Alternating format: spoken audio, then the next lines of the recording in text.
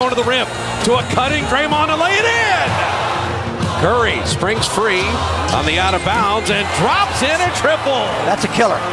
Left corner three for Steph. He's 6 of 10 from deep and has 30 in the game. Curry thought about driving. Wiggins open corner three, good. There's your capper. And a 15-point lead with 100 seconds remaining. Draymond's got it left sideline. Let the celebration begin. With 4 titles in the last 8 years, the run is not done. The Golden State Warriors, once again, are NBA champions in 2022. The run is not done. Just the words of Bobby Fitzgerald, who was on the call last night for Tim Roy. This beat is just, this feels good. Do you know who this is? No, I don't know who it is. It just feels good to hear it. I love it. Who is this? This is Queen. Oh, okay. Oh, we are the champions. Yeah, that's right. Queen. Yeah. You know how many times? Keep this going. Just keep it going. We're going to sing it together, B, because I know you know the song. Well, we got a special caller. Let it keep rocking. Get the special caller on. Whatever you just text, Langford. Get this caller on. Wait. He's ready to go. On and on. I'm going to sing it here. All right, sing it here. As I bring in, Shasky. We are the champions, my friend. And with that said, special caller, hotline. Keep on It's the president of basketball operations. No. And GM of the Golden State Warriors, Bob Myers, joining the morning roast. I don't even know how much sleep he's gotten. Somebody give Bob some credit. Somebody give him some freaking credit. The checkbook championship, I guess we could call it now, or some of the clowns out there are saying. Is he wearing Bob, shoes? Yeah, are you wearing socks, Bob? Or did you put your socks on this morning? No, pajamas. I got pajamas on, guys. I love it. I love shoes, no socks. I love the PJs. How much sleep did you get last night? Are you just running off fumes right now? Did you just pull an all-nighter? Because I was worried about you last night. You were in great spirits. But, boy, I was like, man, somebody's going to need to help Bob get to the hotel room. Oh, buddy. You guys you hear about where the players, where the party was? Do you guys hear about any of that? I heard rumblings, but I stayed away from it. I knew I had a radio show, and I didn't even want to get into that. I let you guys do your own thing. He's drunk with happiness. Yeah, there you go. No, you know what the problem is? I don't remember how to go out to a club. It was kind of like a club. I'm too old. I mean, it's loud. It wasn't for me, obviously. The players had a good time, but yeah, man, I didn't sleep enough. But I'm not. I didn't get. I wasn't stumbling. No doubt. Steve did tell me that afternoon. I said, "What are you going to do if we win?" He said, "I'm going to get really drunk," and I think he did. He did. But oh man, it's fun. You know what's going to be great is the plane ride back today with all the guys, because we got to do that one other time in 2000. I guess twice we got to do it. Yeah. And that's the best time, because, when you win, as much as I want to win in front of our fans, when we get to experience it together, and then we get that 6-hour flight to just walk around and talk to people in the group, it's going to be pretty cool. I'm looking forward to that. Bob, I was sitting there watching everybody, get a chance to touch the trophy, and everybody's getting interviewed, and then I see you kind of pop in, and the humility was coming across the television, and my wife goes, "Oh my God, Joe, there's your buddy." And I'm thinking to myself, like, on a personal level, you're just such a great dude, and I'm so happy for you, but on a professional level, I'm seeing you stand in front of the team you assembled. Every single guy made contributions this year. Every single dude's number was called at some point and made impact, whether it's the rookies, whether it's the vet, whether it's the core, whether it's Kevon Looney, Steph Curry. It was remarkable. The team that you assembled, I could not have envisioned everything working out the way it did, and yet here we are. I'm so happy for you, and congratulations. Yeah, thanks for saying that. I appreciate it. It's hard. I mean, and growing up, like you guys in the Bay Area, I just wanted the Warriors to be a good team. I didn't think I'd have a part in that whole thing. And we weren't good for a while, but it's so gratifying to give the Bay Area fans another championship, because I know how much our fans care about the team, even when we weren't good, and they never bailed on us when we were the worst team in the league. And it's just an honor to work for this fan base. It really is. And I just can't believe it's 4 I cannot believe what we've done. I really didn't think it was going to happen this year. I did not think it was going to happen. And Shasky, I know you let go of the rope a few times. Bob, the day after the Boston game, I come in and I'm like, oh God, Steph's out. Draymond hasn't played in weeks. Clay's trying to find himself. Jordan Poole's all over the place. I'd be lying if I didn't say that the panic meter wasn't on 9.9. Bob, this guy an hour ago tried to tell me, I'm going to let you know my lowest moment of the season. What was the low point for you, Bonta? I'll tell you my low point. I mean, like all 15 of them in the month of March? What are you talking about? It was tough, man. With those injuries this year, we just couldn't get healthy for the whole regular season. I know. And as we went into the playoffs, I was talking to my group, and they said, what do you think? I said, we're going to find out. We're going to find out. I mean, I said, you got to see the team healthy. We just hadn't seen it. It's crazy to play 82 games and not see your whole team. And we really even get to see Wiseman. So we did not have health. And when you don't have health, usually you don't win. But we had it in the playoffs. We had it enough. And what about Curry? I mean, to see him tearing up, I'll never forget that. To see how he responded at the end of the game. And absolutely. To give him, a big hug at the end. This guy's. I'm just lucky that when I showed up, he was here because wow, unbelievable. Yeah, and then Andrew Wiggins smiling from ear to ear as we're talking to Bob Myers, the GM and president of basketball operations at the Golden State Warriors. You talk about this playoff run, and I remember Mully, he was like, man, we don't really know what this team's going to look like going into the playoffs. This could be one of the more improbable runs in NBA history. And think about this run. Rod Adams just said you guys overachieved. You went through Nikola Jokic, John Morant and the Memphis Grizzlies, who are tough and physical, Luka Doncic, and then Jason Tatum and his number one defense in the Boston Celtics. Maybe you guys are a year ahead of schedule because, as you said last night, you got some young stallions in the stable that's ready to go for next year and the year after. This has got to be gratifying and one of the more improbable runs you've been part of, huh, Bob? Oh, man, yeah. This one is, they're all great. I don't want to diminish any of them, but this one, I guess, just came out of nowhere just because we were so bad and, just because we hadn't been there in a long time, we didn't know what it was going to look like, and trying to balance kind of a roster that was young and old and in the middle. And really, you mentioned Wiggins. He really did tie the whole thing together. It is true. I mean, a lot of people I heard when we did the deal said, Wiggins ain't going to change, and you can't just put somebody in a different environment. I never understood that. I just think that any of us, if put in a better situation, will be better. He's a great example of that. And he couldn't happen to a better guy. Yeah. That was one of the other guys. I mean, obviously, I'm happy for everybody, but there's a lot of good stories in this whole thing with GP.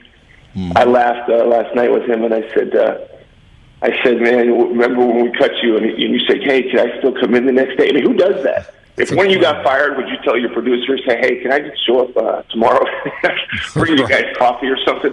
It was unbelievable. I mean, it's so many good stories, and I know our fans appreciate this one. I can just feel it, and I can't wait for the parade.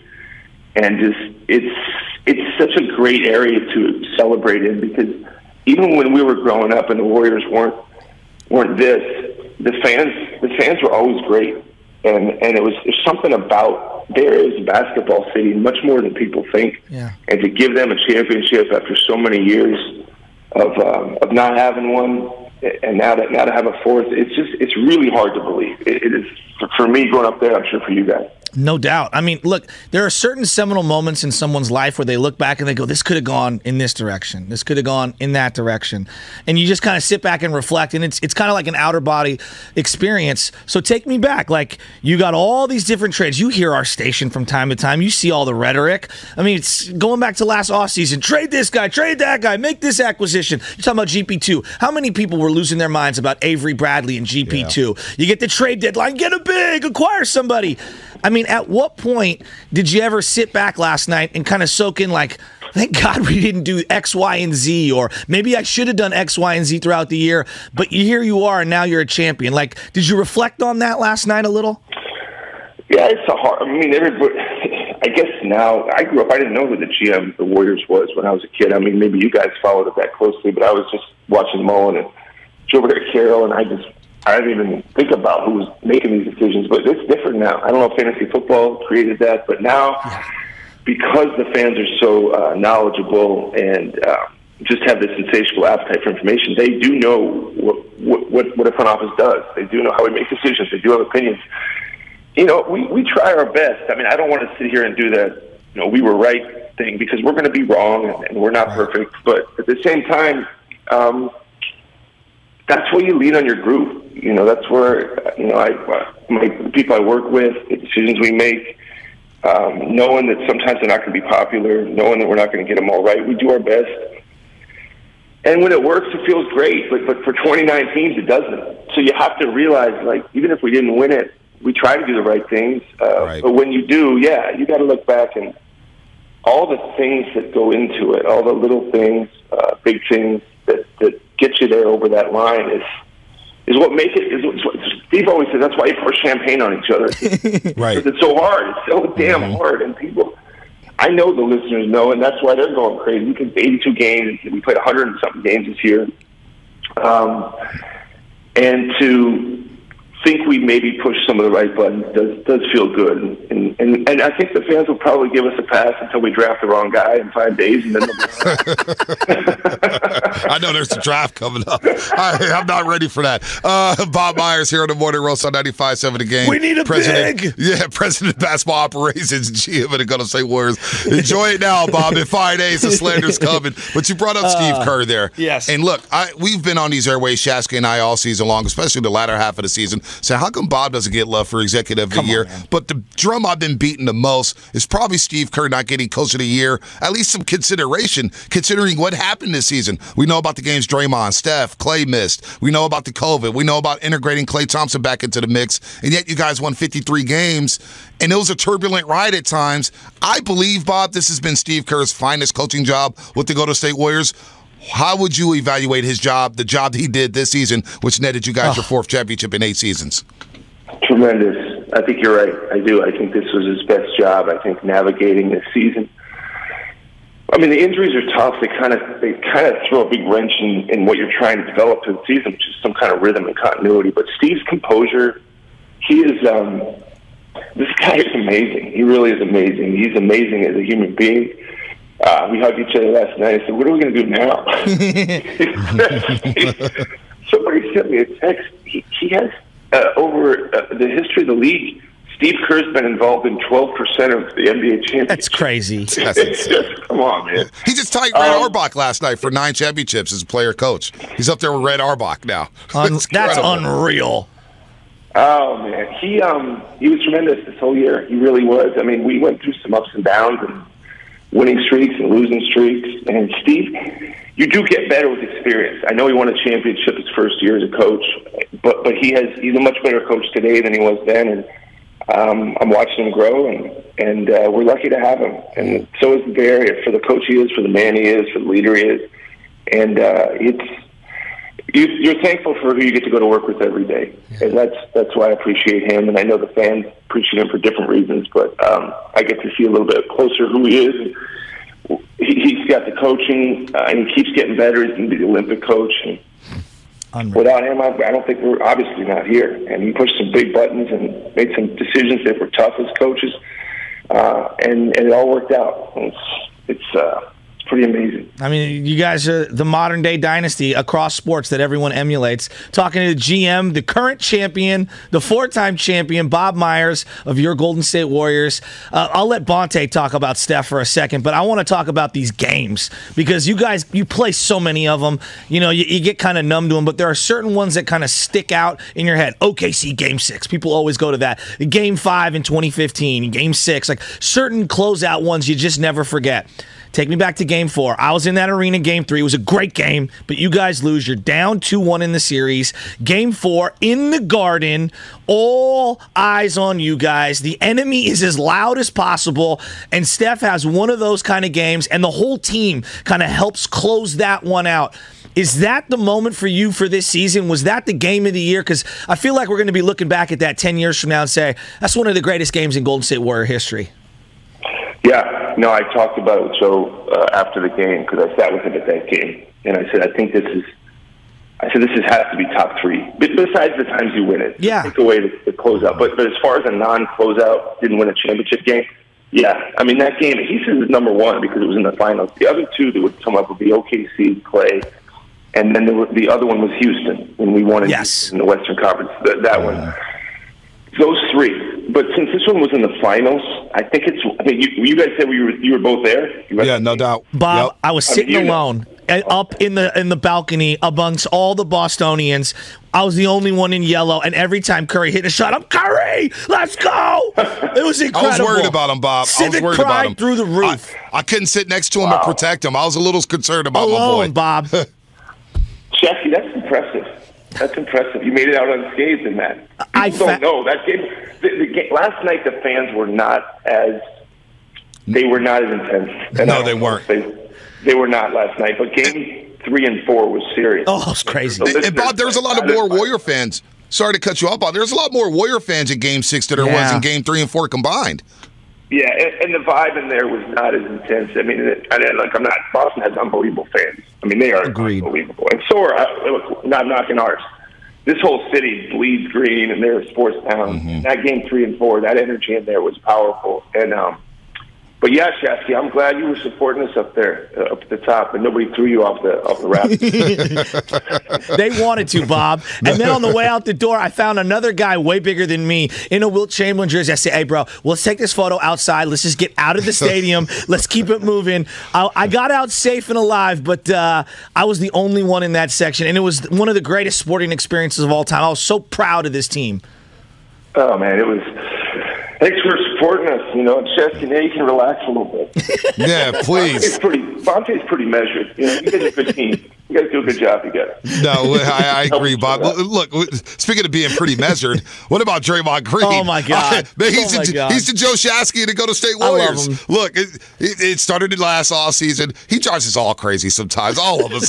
How many times our whole show's been taken over by Draymond Green. And during these finals, we had podcast gating, whether or not he should do a podcast or whatnot, and I really didn't care. And then the podcast gives us content and carries our show half the time. But what a performance by him last night when you guys did it. 12 points, 12 rebounds, 8 assists, 2 steals, 2 blocks, hit the couple threes, and then that big jumper over Robert Williams when the Celtics cut it to 9. It was like, oh, no, things are going awry here. The shot clock's running down. He sticks a mid-range jumper, and he saves his best performance for last, and he reminds us all on how much of a championship player he really is. Draymond Green was special last night, and it really started in Game 4 in the fourth quarter during the last 3 minutes. He was awesome. I mean, he grabbed me after the game. He said, what, they didn't think I was going to show up for this game? It was great. I said, no, we knew. I said, but it's game to game, buddy. But he, the guy's a winner. He's just a flat-out winner. Somebody asked me one time what makes him special, and I said, winning is a skill. We don't talk about that enough. I mean, we talk about athleticism, we talk about everything else, but winning is a skill. Some people win. And he does. He's won his whole life. That's not a coincidence. I'm sorry, but I know that he has some ups and downs. But through all of it, the guy's heart, his competitive spirit, him, Clay, Steph, Andre, all these guys, Looney, that have been here before. It's the competitive spirit, it's the humility, it's the team. Wow. And the guy's he's going to lead this game, whatever he does, with a lot of hardware and a lot of respect. And, he does it his own way. Unapologetically, but that's honestly, our team needs that edge. We need an edge, and he provides it. And sometimes when you provide that stuff, you upset some people. But when it ends in 4 championships in 8 years, I don't know what you can criticize there. So he was unbelievable. There's no doubt about it. And I just watching Steph Curry get all those trophies last night and seeing him cry and everything. We've seen this guy go from a boy to a man, a father, a champion. I mean, just a great human being, a representative of our community, somebody who contributes to our community in a variety of ways, and a sports hero to so many kids. You were so passionate about backing Steph the last time we talked to you, and that was before he won this ring. What do you say now to all the haters out there of Steph Curry? Well, I guess I would ask, what do they say? Because there's nothing left to say. I mean, it's over. I heard Steph. I'm like, what are they going to say now? We joked. I said, you know what they're going to say, Steph? He's laughing last night. I said, they're going to say, he never scored 100 points in a game. How do you not root for this guy? What is the problem with people? I mean, he's the one that should get the benefit of the doubt. Why is he having to prove and reprove it? But you know what? That's the world we live in, and now he answered the bell. I mean, if it's about an MVP in the finals, fine, got that now. If it's about winning without other players, if it's about, I don't know what it's about, really. I mean, what else? 4 championships, 8 years, MVPs. I mean, He doesn't. I just think he plays the play. I don't think he gets caught up in that stuff. But that stuff's powerful, and he has a lot of pride. And it's just a blessing to be near, to just walk through a career with him. And the best part is, I'll talk to this guy 10, 15 years from now, and have a beer and reminisce. And he's just a good person to know. And by the way, I want to tell listeners, his basketball, we'll never see something like him again. It's just a treasure. So we're so lucky. But guys, I gotta hit it. I gotta get packed up and everything. I called up you two guys, but I gotta roll. Bob, thank you for taking the time. We're about to let you go anyway. We were surprised you called after last night. We thank you for coming on our show every other week. Our listeners love it. You're one of the best out there when it comes to interviews and doing your job, of course. And we've gotten to know you both personally. You're a great dude, Bob, and we always thank you for spending some time with us. Whether it's 10 minutes, 15 minutes, 20 minutes, doesn't matter. And we can't wait to see you Monday at the parade celebrating championship number 4. Number 4, Bob. Unbelievable. Thanks, guys. I'll see you on Monday. Thank you, Bob. Number 4. You're the best. Oh, nice. GM. It's the Carmen policy of your Warriors.